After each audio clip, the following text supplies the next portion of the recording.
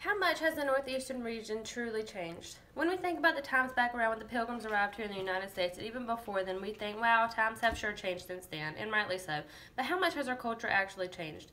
This speech will discuss 3 texts by authors in the past, John Winthrop, Cotton Mather, and Jonathan Edwards, and one article written recently by Howie Carr in order to explain how each writer saw culture in the northeastern region as well as describe how times have changed. These first 3 texts I'll be analyzing date anywhere between the years 1588 and 1758. Let's see what culture was like back in the day.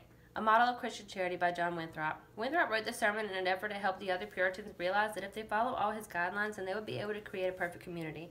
He went into detail explaining why God gave life to people of different social classes. John Winthrop gave 3 reasons as to why God created people this way. 1, he wanted to show his wisdom, power, and greatness.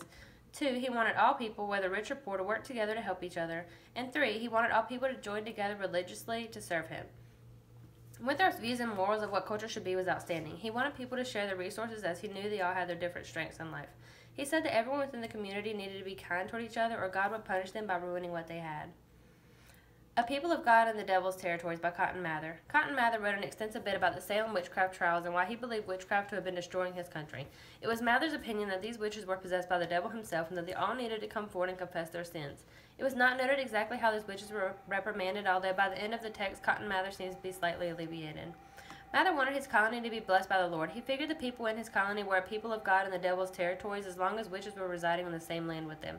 Cotton Mather was worried that the devil would get what he wanted, which was to ruin their community and overturn their places of worship. People needed to work together for the common goal of doing away with the witches and rebuilding what was left of their colony to serve God. Sinners in the Hands of an Angry God by Jonathan Edwards. This sermon was preached as a way to attract the attention of other people with some attitude to better get his point across. Edwards wanted the sinners to know that their actions would not go without consequence. He made it clear that people who sinned would be judged by God and heavily reprimanded. He stated that those sinners would not have a lot of time to make final decisions because they would never know when God would come to call. Edwards believed that once enough sin had been committed, a person would have to be born again in order to correct it. Edwards described how heavy the judgment could be for sinners who choose not to be born again, and he urged his people to make the right decisions in life. He wanted people to repent for their sins and abstain from repeating them, therefore choosing a God-driven life. Now that these 3 texts from the past of the northeastern region have been discussed, let's compare and contrast culture throughout their time frames. Between Winthrop and Mather's time, culture stayed very much the same. Both writers wanted the people of their communities to work together and help each other while keeping their beliefs. Winthrop gave a specific set of guidelines for his people to follow in order to keep all people together, and Mather gave his people advice on how to keep religion as their main priority. The difference between the times was that while Winthrop had a set of guidelines, it was written prior to any issues. Cotton Mather came up with his ideas after his community had already been compromised and needed to repair it. Both men had similar views, but one man was attempting to protect his people in advance while the other was trying to fix what had been damaged. Between Mather and Edwards' time, religion was the issue in both writings. Mather knew that his people needed to realize that the witches were people possessed by the devil, and to fix it would be to rid the community of them. Edwards put the fear of God into people in order for them to be born again and not have to suffer on Judgment Day. Both men wanted their colonies to rid the evil and live as God intended. The difference between the times is that Mather was trying to get all the witches out of Salem in order to save his community, while during Edwards' time, witches were no longer an issue.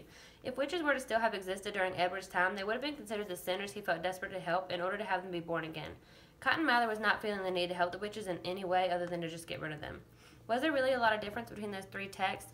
Yes, there was a great amount of difference. Each writer was on a different level of dealing with their community. Winthrop wanted to help his people before anything negative took place. Mather desperately needed to help his people in a state of emergency. And Edwards felt compelled to preach to his people in order to save them from an extremely harsh Judgment Day. But no, there was not a lot of difference between the culture in these 3 texts. Although the texts have several differences between them, their morals were all very much the same. Each writer wanted the same thing for their communities, and that was unity and religion.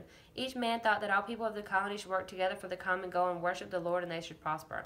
So there was not a significant amount of change between 1588 and 1758, but will that also be the case when throwing a recent article in the mix? Do You Have Faith in Massachusetts? It's Not Very Easy Lately by Howie Carr. This article, written this year, discussed the current Senate President, Stan Rosenberg, in a negative manner. Carr talked about the Senate President's husband and his involvement in sexual activities being quite unfit for a man in his position. The writer went on to explain how out of control it has apparently gotten at the State House. The title of this article came from a former Senate President who wanted the Commonwealth to believe in itself by stating, "Have faith in Massachusetts." Carr made it clear that he's having a difficult time trying to have faith at this point. He thought that the current Senate President needed to be replaced with someone who would care about the people. According to Carr, if Rosenberg acted more like an adult and did his part of taking care of and protecting his people, life would be better for everyone. The person in charge needs to have these kind of qualities. By reading the article from this year, the feeling that comes across to the reader is equivalent to those experienced in the past 3 texts. Culture in the northeastern region is similar because unity is to be expected within a community. The common theme among all four texts was the people of a particular place must work together in order to achieve outstanding results. Another similarity between the past and present is the feeling that a community needs a good leader. Carr stressed that a good leader is someone who acts their age and does not allow their significant other to make a fool out of them. Winthrop, Mather, and Edwards all knew that if they were to have a decent society, they would need the man in charge to truly care about his people. Bad talking about a leader was not something that was done often in the past. None of the three past texts I've discussed spoke negatively about anyone in power as the current text has done. Although Carr may have been stating facts within his article, it was not a part of culture between 1588 and 1758 to downgrade a person's own leader of society. Religion is the difference that stands out the most, and that's because it is non-existent in the recent article. While all three texts of the past explain why God needed to be in the center of every community, religion is not even mentioned once in Carr's text. While the reasoning for this is most likely due to America being a melting pot more now than ever, it does not exclude the matter that culture has dramatically changed in this aspect.